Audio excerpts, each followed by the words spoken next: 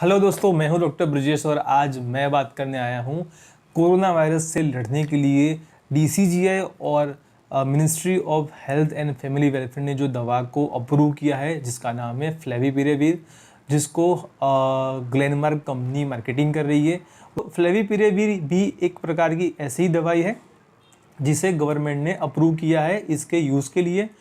पर हमें इसको कौन से पेशेंट के अंदर यूज़ करना है, तो इसको हम यूज़ करते हैं सिर्फ mild to moderate cases of the Covid infection.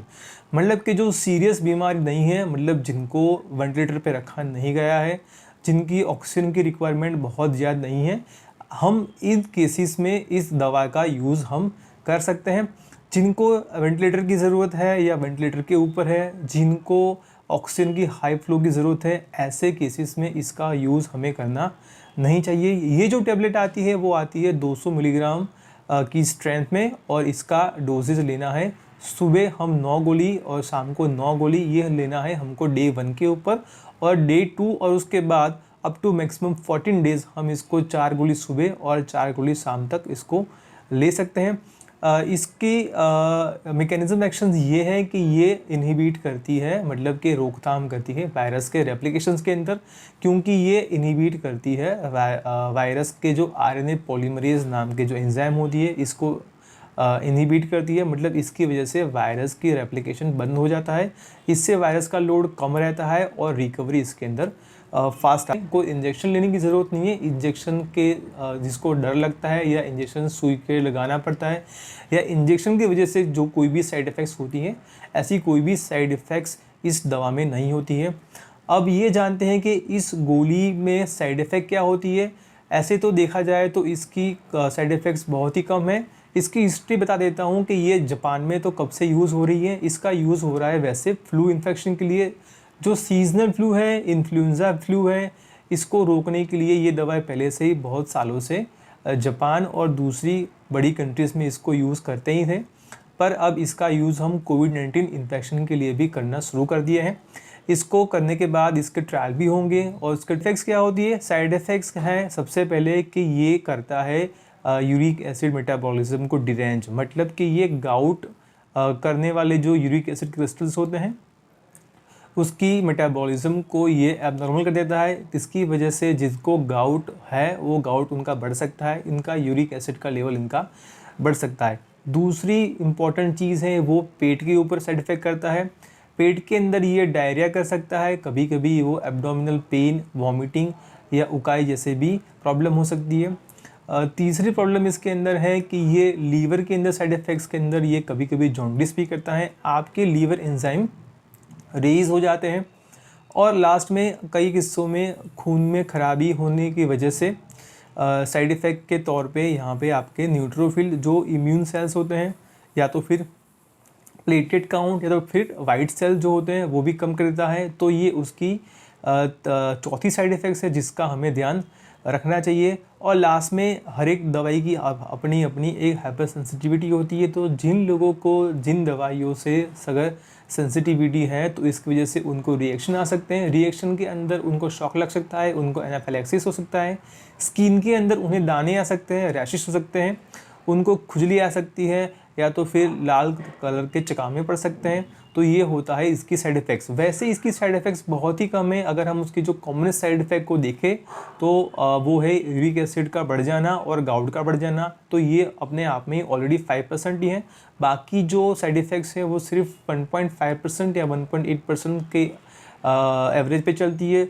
तो अगर देखा जाए तो ये बहुत ही कम मात्रा में साइड इफ़ेक्ट करता है और ये साइड इफ़ेक्ट्स कोई सीरियस साइड इफ़ेक्ट नहीं है। सीरियस साइड इफ़ेक्ट्स क्या है कि अगर आपका न्यूट्रोफिल का काउंट बहुत कम हो गया है, मतलब आपकी इम्यून सेल्स बहुत कम हो जाते हैं, या तो फिर आपको एनाफिलैक्सिस के वजह से आपको शॉक आ जाता है, इसकी वजह से आपका बीपी डाउन हो जाता है। तो अगर ऐसे किस्से होते हैं तो वो एक सीरियस साइड इफ़ेक्ट है। इसमें आपको तुरंत ही अपने आसपास के डॉक्टर्स को या तो फिर आसपास के हॉस्पिटल को तुरंत कांटेक्ट करना चाहिए और कांटेक्ट करके अपना इसका इलाज कराना चाहिए। इसको मेंटेन नहीं हो सकती है, बच्चों से इसको दूर रखिए। अब ये जान लीजिए कि ये दवाई कौन कौन नहीं ले सकता है। ये दवाई जो भी प्रेग्नेंट महिला हैं, जो भी लैक्टेटिंग महिलाएं हैं, ये उनको नहीं लेना चाहिए, क्योंकि इन किस्सों में ऐसा देखा गया है कि जो भी प्रेग्नेंट महिला होती हैं अगर ये लेती हैं तो उनके बच्चे पर असर होती है। जो लैक्टेटिंग मदर्स होती है इसमें भी इस दवाई को लेने के बाद ये दवाई ब्रेस्ट मिल्क के अंदर भी डिस्ट्रीब्यूट होती है, मतलब यहाँ से भी बच्चे को प्रॉब्लम हो सकती है। जिन जिन लोगों को पहले इसकी साइड इफ़ेक्ट्स हो चुकी है, जिनको सेंसिटिविटी हो चुकी है, इन लोगों को भी ये दवाई नहीं लेनी चाहिए। साथ ही साथ जिनको सीरियस लीवर की बीमारी है या तो फिर सीरियस किडनी की बीमारी है, इन लोगों को भी ये टैबलेट नहीं लेनी चाहिए। इनके लिए ये गोली सही नहीं है क्योंकि उनको साइड इफ़ेक्ट्स कर सकती है। तो कंक्लूजन के साथ बता देते हैं कि ये एक अच्छी गोली है और कोविड को लड़ने के लिए एकमात्र गोली है। बाकी सब इंजेक्शंस के मात्रा में हमें मिल जाते हैं। फ्लेविपिराविर ड्रग के अंदर कभी कभी हम न्यूरोसाइकियाट्रिक साइड इफ़ेक्ट्स भी देख सकते हैं, जैसे कि दूसरी एंटी इन्फ्लुएंजा ड्रग होती है इसके अंदर।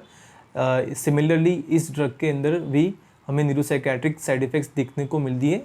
वैसे तो बहुत कम मिलती है लेकिन हम देख सकते हैं, जैसे कि ऑल्टर्ड सेंसोरियम है, डिलीरियम है, हेलुसिनेशंस है, डिल्यूजन है। ऐसे ऐसी कई साइड इफ़ेक्ट्स हो सकती है। कभी कभी साइड इफ़ेक्ट्स बहुत ही सीरियस भी हो जाती है। ऐसे केसेस में हमें इस दवाई को तुरंत रोक देना चाहिए, और या तो फिर अगर हमें पहले ये दवाई ले चुके हैं और हमें ऐसी साइड इफ़ेक्ट्स आई है तो इसको हमें लेना नहीं चाहिए।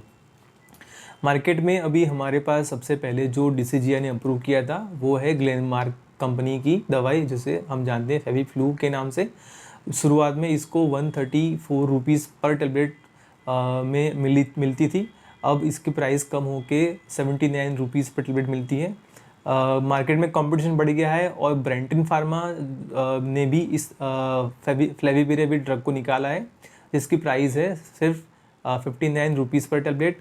और रिसेंटली जेनबर्ग फार्मा, जिसकी फेविवेंट नाम की दवाई है जो सेम है, उसने सिर्फ 39 रुपीज़ पर टेबलेट में भी इसको निकाला गया है।